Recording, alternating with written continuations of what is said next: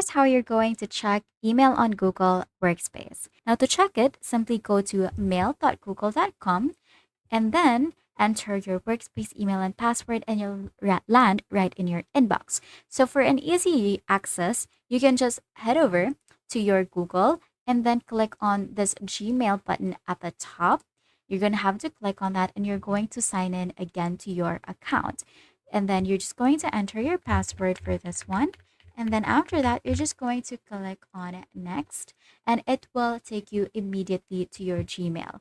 If you're using mobile, you can download the Gmail app, add your Workspace account by signing in with your work or school email. It'll appear alongside your personal inbox if you want to keep them together.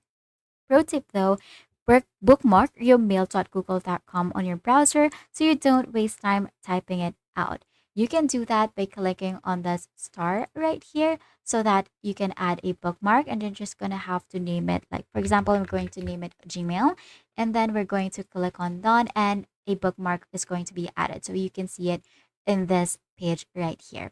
Or you can access it from the all bookmarks, and then you're going to click on Gmail.